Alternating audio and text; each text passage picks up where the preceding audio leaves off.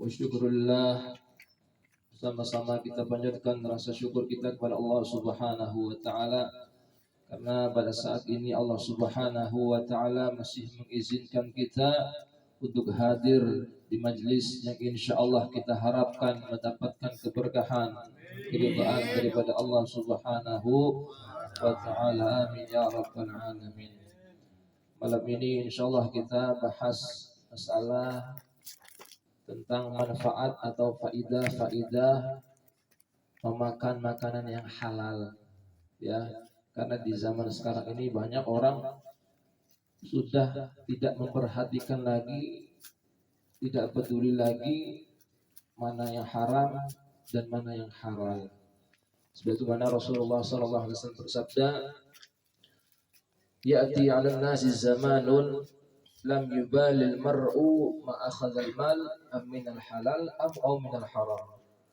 Kata Nabi Muhammad SAW dalam hadisnya, beliau bersabda, akan datang suatu zaman yang mana manusia tidak lagi memperdulikan dari mana dia memperoleh hartanya, mau dari yang halal maupun yang haram, mau halal haram bodoh amat, nggak peduli lagi. Yang penting dapat duit, ya, dapat duit banyak. Yang penting nggak dipikirin. Kira-kira zaman sekarang udah terjadian belum? Udah. Makanya oleh karena itu kita harus perhatikan tentang harta kita, makanan kita.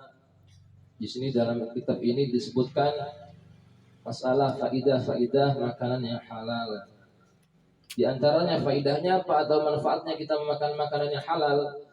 Yang pertama, al-inhadu lit-ta'ati wal ibadah.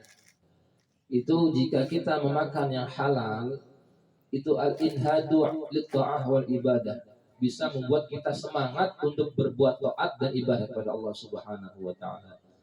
Jadi kalau kita mengkonsumsi suatu makanan yang halal, kita insyaallah akan semangat untuk berbuat taat dan ibadah. Ada 4 faktor yang bikin kita malas buat ibadah.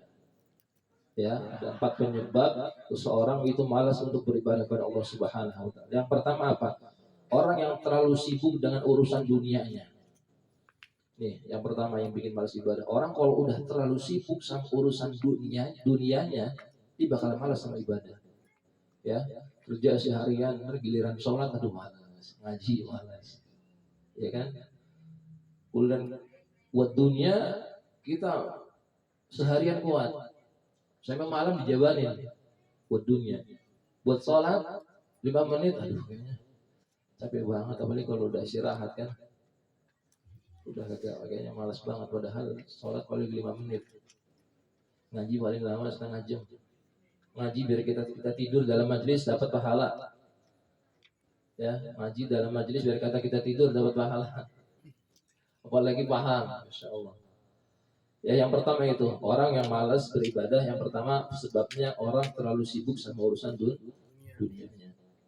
Kemarin belum lama kita ke Belitung, kita ketemu sama orang dulu bekerja di MNC Group. Udah 15 tahun dia kerja, gajinya berapa? 20 juta. Dia berhenti sekarang kerja gara-gara apa? Gak tenang, sibuk dengan dunianya, sampai-sampai ibadah lupa. Dia apa? Akhirnya apa? Mutusin berhenti. Gaji 20 juta, udah 15 tahun berhenti. Sekarang apa jualan? Jualan gorengan. Iya, ini aneh ketemu sendiri orang. Kenapa aneh gak dapet? Ternyata yang aneh dah, selama ini aneh gak tenang. Yang kita cari kan tenang sama senang.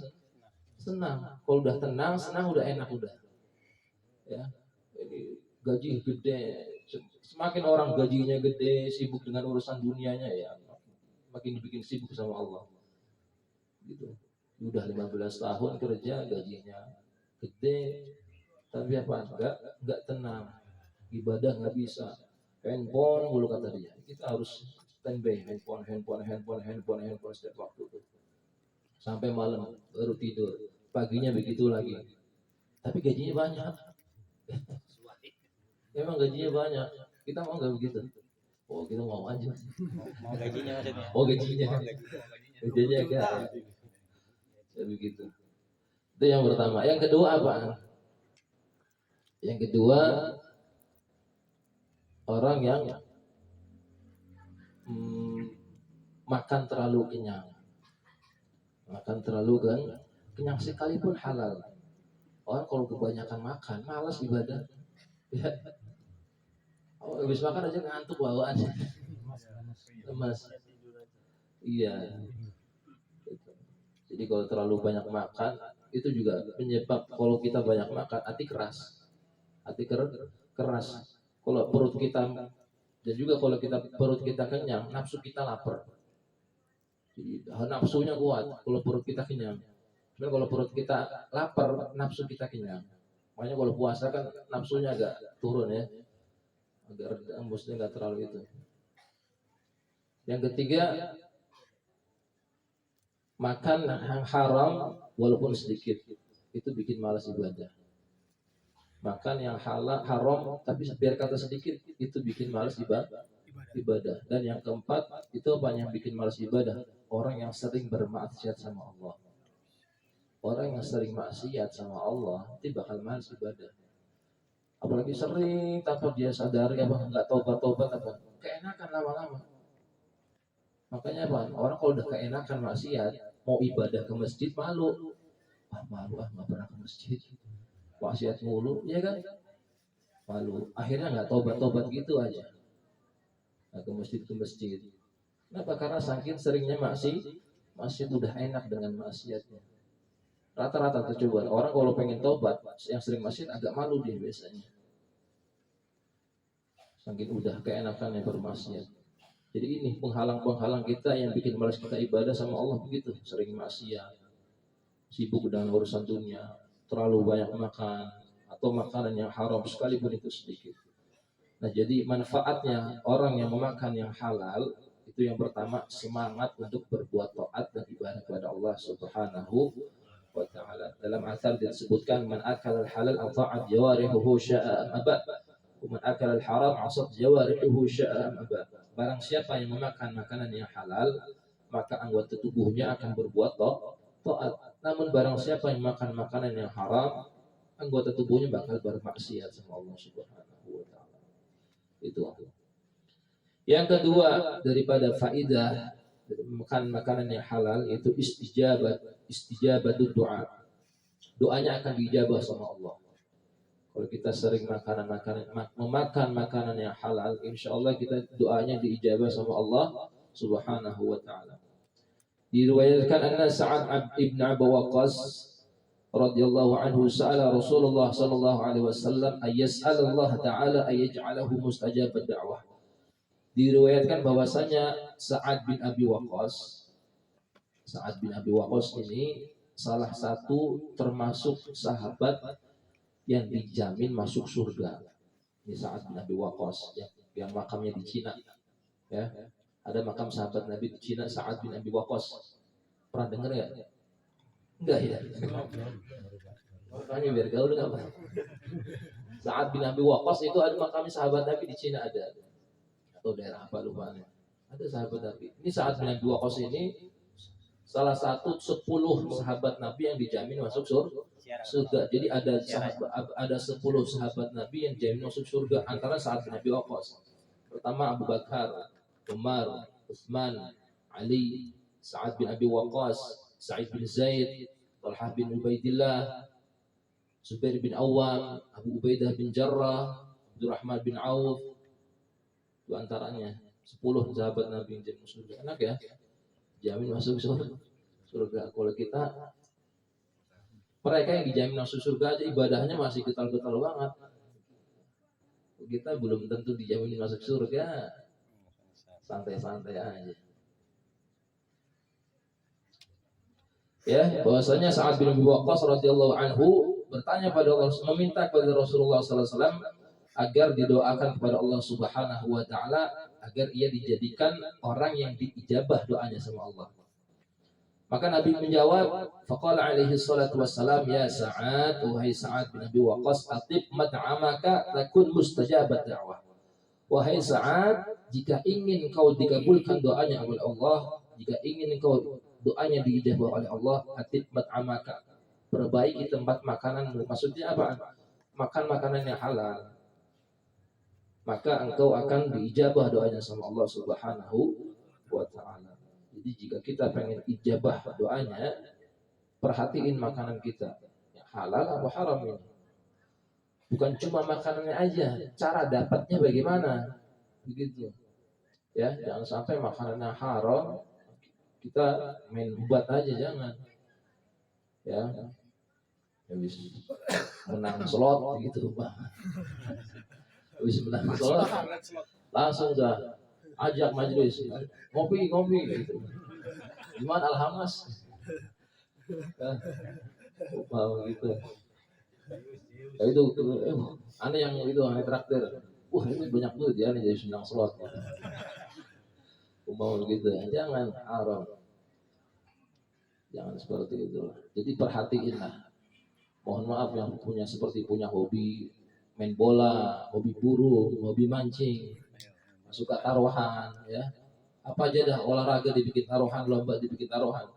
Itu duitnya yang kita menang itu kalau duitnya dari kita juga itu namanya judi sama aja. Hadiahnya duit kita juga termasuk di situ, itu namanya judi. Jangan sampai hobi kita membuat sesuatu yang diharamkan oleh Allah Subhanahu wa Ta'ala. Sama mau bola kayak mau nepok dari meja ya. Kalau namanya yang kalau lagi taruhan atau itu bola, mancing, sama aja badminton. Begitu. Jadi diperhatiin. Kalau hobi burung silahkan hobi burung apa-apa pelihara. Kalau hobi bola nggak apa-apa silahkan. Tapi jangan sampai hobi kita menjerumuskan kita ke dalam sesuatu yang diharamkan oleh Allah. Nah, itu yang kedua manfaat daripada makan yang halal. Yang ketiga, salahul dzurriyyah. Orang yang memakan makanan yang halal, insya Allah nanti akan mendapatkan keturunan yang soleh. Kenapa? Makanan dijaga bisa menurunkan anak yang soleh. Cuman kalau kita nggak diperhatiin makanan anak kita, apalagi dikasih sesuatu yang haram, jangan harap kita punya anak yang soleh. Ya. Qala Sayyidina Syekh Abdul Qadir Al-Jilani radhiyallahu anhu fil Ghanyah. Berkata Sayyidina Syekh Abdul Qadir Jilani dalam kitabnya Al-Ghanyah, "Wa idza dhaharat amaratu hablil mar'ah falyusaffi ghada'aha min al-haram wa syubhat." Jika telah nampak kehamilan, tanda-tanda kehamilan pada istrimu, falyusaffi, maka bersihkan ghada'aha, makanannya.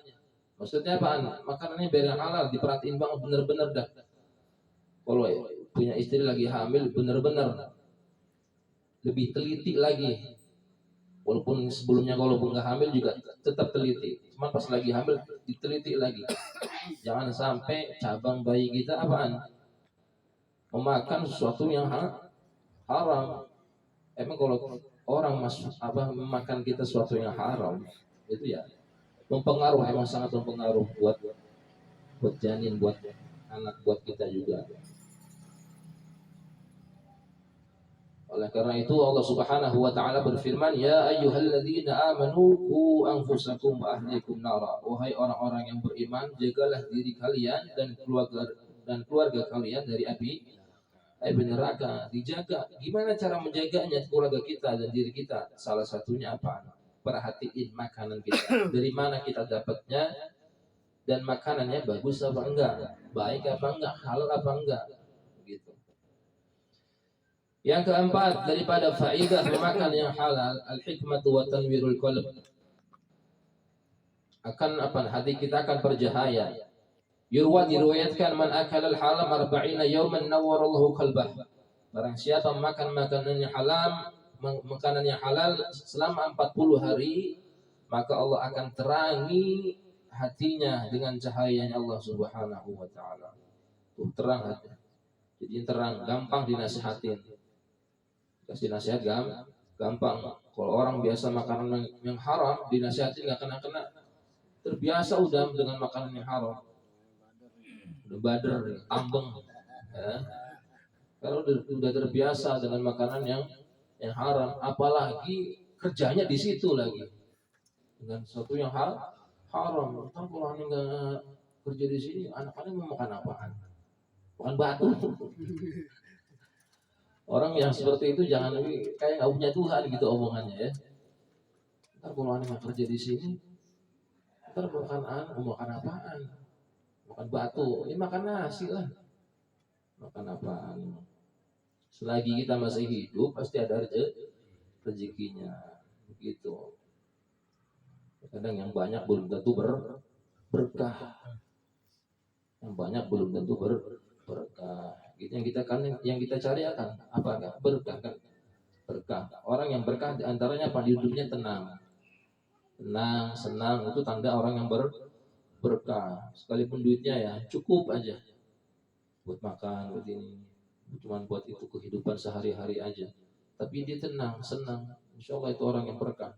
Daripada banyak duit, kurang lagi. Gak ada habisnya dah. Ya, kecuali kalau udah mati baru dah.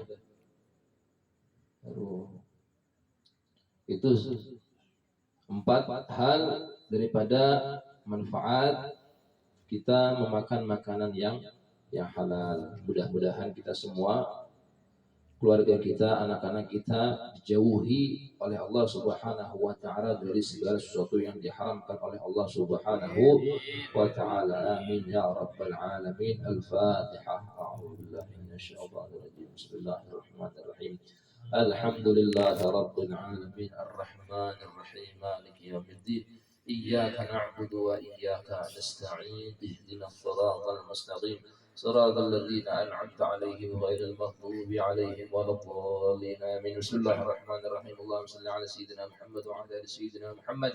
اللهم انفعنا بما علمتنا وعلمنا ما ينفعنا وزدنا علما. اللهم افتح علينا فتوح العارفين واجعلنا من عبادك العلماء العاملين فقنا في الدين.